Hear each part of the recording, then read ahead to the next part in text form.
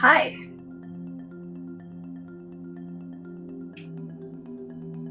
It's been a while. Has it been 4 months, 5 months? Something like that. Do I want to start recording and posting videos again? I'm not 100% sure. But I had some family members suggest that I start posting again. So I'm going to give it a try and see where we go. I can tell you that due to a lot of life changes, things are not going to be on a schedule. Things are not going to be regular. I'm not going to be opening boxes and a lot of the other stuff that I started out doing. I just don't have the time, the money, and honestly the desire. I don't have the desire to structure this part of my life so much. I want this to be relaxed and enjoyable. So, my 1-year-old is currently napping. Usually, I don't have hardly any time during the day to do any kind of sit-down videos. The best time would be to do it while he is napping, but these days I use that time to run errands if there are people working from home and or get stuff done around the house, laundry, dishes, mopping, cleaning up toys, all that stuff. So I don't have a ton of time to be able to just sit down and talk. So let's get into where I've been, what I've been dealing with, etc. So I am going to insert a clip. I don't remember what date this was. So when I go to edit this video, I'm just gonna put a little flash on the screen of what date this was. So I'm gonna insert that now so you can see what's going on.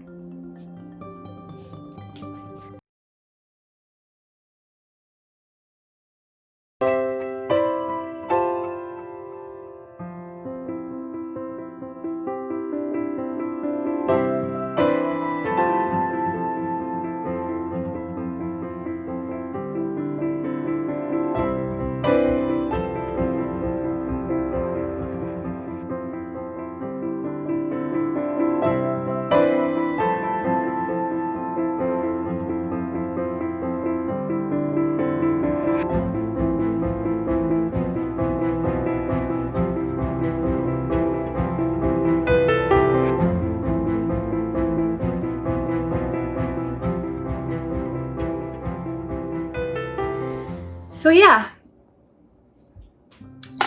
I am expecting. I am 21 weeks. I know the gender. I'm not going to reveal that right now. Hopefully I don't slip. I have a 1-year-old. I am 40 years old. And being pregnant at 40 years old while also taking care of a 1-year-old is hard. It is exhausting. It is emotional. The first trimester, of course, was really hard. I spent a lot of time laying down, doing nothing, letting things slip by. The house was disgusting. I wasn't vomiting, but I was nauseous a lot. And now that I'm well into my second trimester, I am not nauseous all day, but I am nauseous most evenings. It usually starts around 4 o'clock. And I'm nauseous most evenings. And that's been rough because If it's anything like your house, evenings are the most chaotic. I have my 14-year-old coming home from school. I have the other people in my house getting off of work. My toddler waking up from his nap. We have to get dinner started, get homework going, stuff like that. Bath time. Oh, bath time. Bath time is really rough because I have such major hot flashes. So I'm in the steamy bathroom. I'm dying. It's horrible. I'm sweating all the time. Anywhere I go, no matter what the environment is, I am sweating profusely. And I smell. I don't usually feel like I smell, but the BO, the BO coming off of me is pretty impressive. This pregnancy has been different in a lot of ways from my other 2 pregnancies. I am more emotional. I'm older. I'm a little sicker and way more exhausted, more uncomfortable. And it's been rough. My next video is going to be talking in more detail about my pregnancy, and how it has affected my life currently.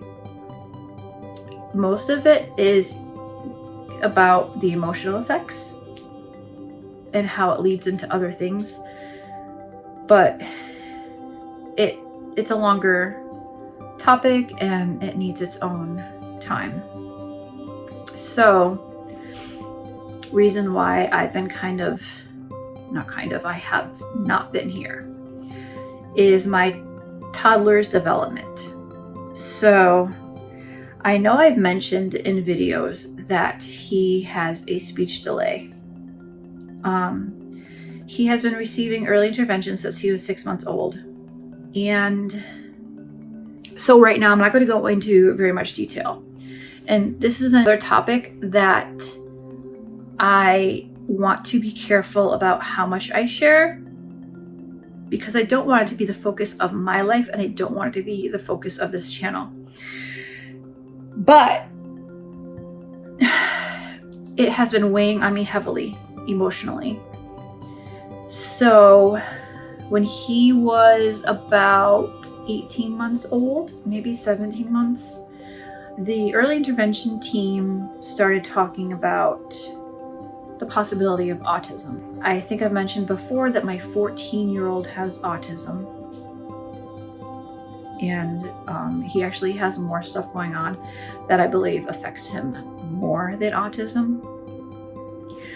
And of course, the idea of having 2 children with autism is terrifying to me, and it's heartbreaking for me. And it's not for the reasons that you might think.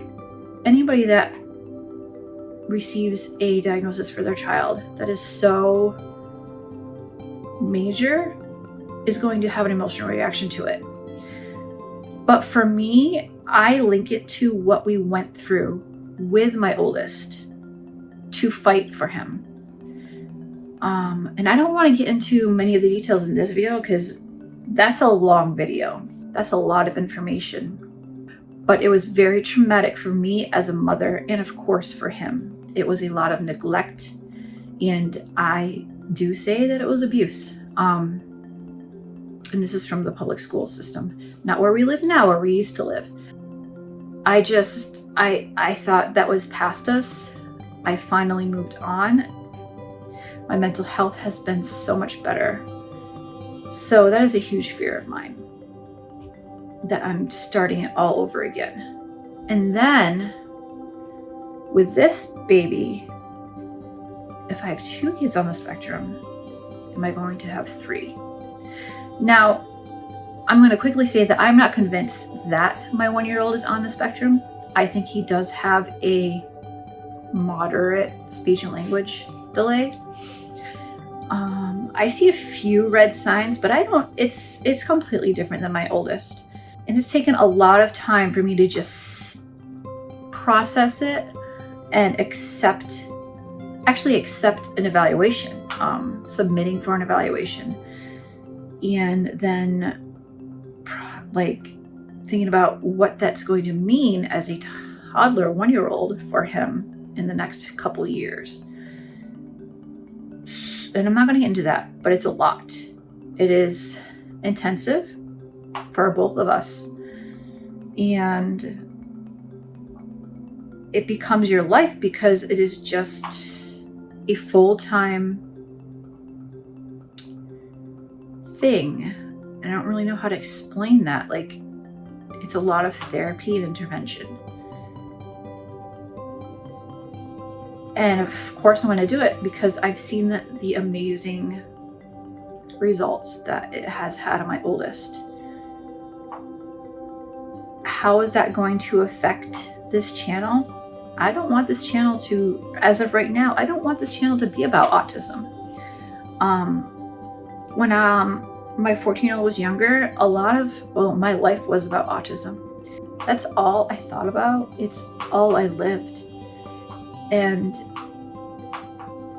there was nothing else that mattered. And autism is a part of our life, but it is not our life. There's so many more things in our life that I don't want to go back there. I don't want to focus on it. I want to support it. I want to inform, but I do not want this to turn into a channel about autism. I just want it to be a channel about being a mom. And if that does mean that is going to include autism, then it's going to include autism, but it's not going to focus on autism. That is my goal. I can't promise that that's how it's going to be. Depends on how people treat us, how much of an impact it has on me and what I have to do and fight for. Because if we are going to get into having to fight for everything for him like I had to for my 14-year-old, you're going to hear about it. Because people have no idea how hard it can be, how awful it can be. And that needs to be put out there. All right, I just got interrupted. This is so weird. I'm looking this way, just naturally want to look towards the record button, but the camera is over here. So I think I'm always looking over here, even though the actual camera's over there. All right, so that concludes this video.